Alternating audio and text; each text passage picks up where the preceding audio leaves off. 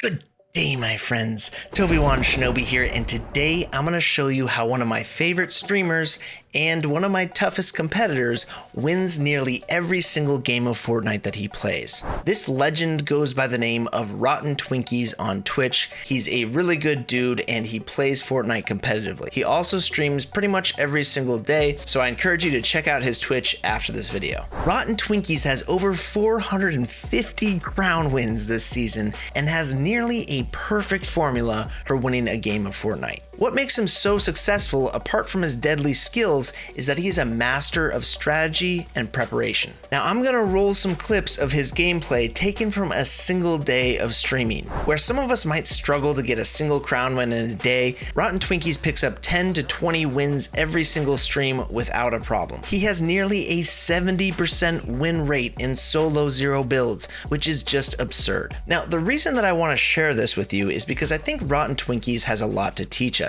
He plays the game in a very different way, and he really gives his enemy no chance at stopping him. Now, we are at the end of a season, and I think that this formula is going to change quite a bit, but I really just wanted to show this to you to show you how far strategy and preparation can go in a game of Fortnite. So without further ado, let's break down his formula. Starting off, RottenTwinkies generally lands in a low-key spot with good rotation. He loots the entire POI, which is usually empty, and then he rotates to another empty POI and loots that until he has a very good loadout that usually has nearly full shockwaves and full bunkers. He almost always carries a 2-gun loadout with an MK assault rifle, a drum shotgun, shockwaves, bunkers, and heals. Once he has his loadout and equipment, he usually rotates to a hot zone like Brutal Bastion just in time to eliminate the last remaining player who won the POI and then take all of their loot. This early strategy sets him up with a great loadout. Now, if he didn't already get into a vault at this POI, he then moves to a vault location and eliminates the player who has killed the boss and is going to open the vault. Or he moves to the nearest combat cache. The key here is that he needs to get legendary slurps to get the best healing in the game. And at this point, he has an insane loadout that ensures he can handle pretty much anything that comes at him. If he gets taken by surprise while caught out in the open, or gets third-partied, he can just bunker and heal, or just shockwave away. Now, real quick, if you are enjoying this video, please give it a like for Baby Ryu. He would really appreciate it.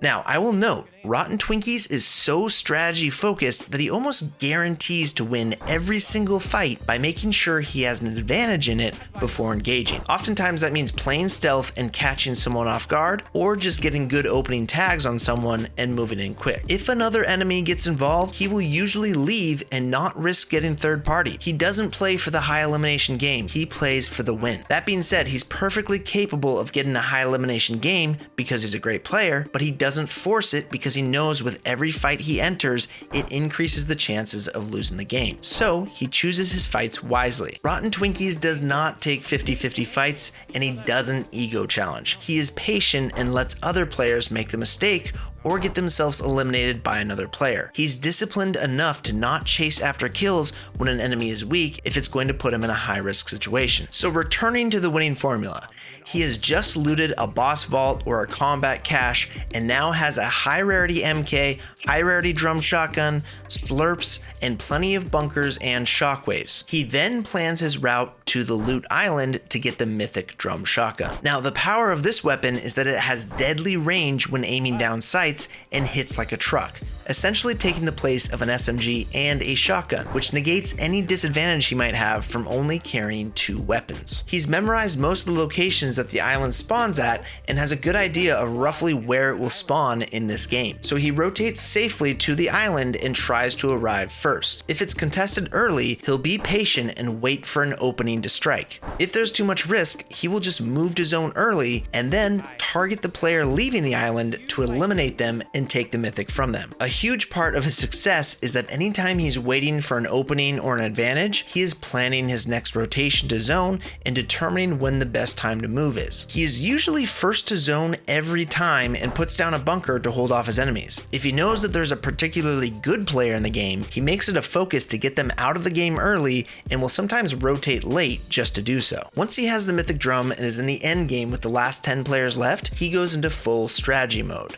He plans rotations with any available transportation like cars, rifts, jump pads, grind rails, vines, and zip lines. He also does his best to narrow down where the enemy players are located and comes up with a plan of how to avoid them until he is in a good position. A lot of times he will even shoot a player and have the chance to eliminate them, but instead he stops firing and lets them run away into other players just to cause more chaos and locate all the remaining players and soften them up. Meanwhile, while they're distracted shooting each other, he moves to the best position in zone or a place to hold the remaining players out. Because he goes into every single endgame with bunkers, shockwaves, and the best heals, he can set up nearly anywhere he wants to and hold players out or just have a crazy advantage. If he gets taken by surprise, no big deal because he has everything he needs to handle the situation. I'll also note that he doesn't waste his equipment unless he needs to. Instead of throwing a porta bunker down, he often just uses indestructible cover like a cliff or a hill if there's still a good amount of the game left. In the end circles, you'll also see him break down his opponent's options for cover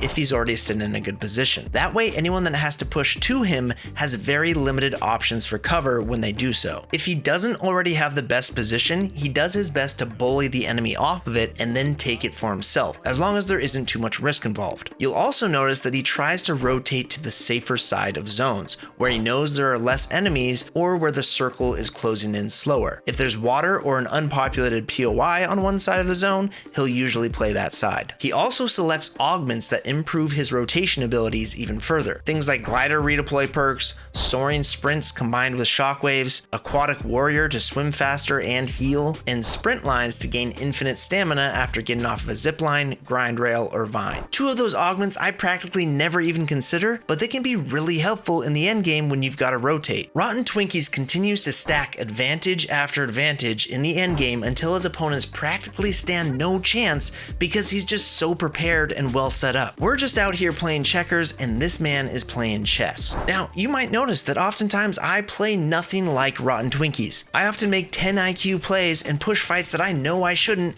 and go for risky highlights while streaming. You'll see me fighting 2 players in the storm in a top 10 situation only to come out of the storm limping with limited equipment and be an easy elimination for players who are being more strategic. I often know the mistake I'm making and I do it anyway for the adrenaline rush and the entertainment for the viewers. But that doesn't mean it's the right move at all. And this brings up the question, do people prefer to watch players who focus on the win, or do they want to watch high action and high risk gameplay that often results in a lot of time spent in the lobby and maybe not so many wins, but definitely some intense moments? I'd love to hear your perspective on this in the comments below. I know the ideal answer is probably a mixture of both, but oftentimes that just isn't realistic. Now, I suppose viewers watch for different reasons, but I can't help but feel like I need to adapt my gameplay to be a little more strategic and a little more win-focused like RottenTwinkies. Either way, I think it's great that Fortnite offers so many different playstyles and strategies with its unique sandbox and mechanics. It's one of the reasons that this game remains fun. There's always something to learn and there's always different ways to play. Speaking of which, if you're trying to improve your Fortnite Zero Build gameplay, I highly suggest checking out my must-watch Zero Build playlist on my channel. I promise you won't regret it. And after you've watched those videos and put those techniques into practice, you might consider joining the Shinobi Clan to take your learning even further and get access to the private Discord. The master level membership gets you access to hands-on training 3 days a week with other growth-minded individuals and aims to accelerate your learning the most. I also offer one-on-one coaching sessions which can be booked at toby1shinobi.com. It's pricey, but it's also very effective. All right, that's my spiel. Thank you guys for watching. Have yourself a great day. Shinobi out.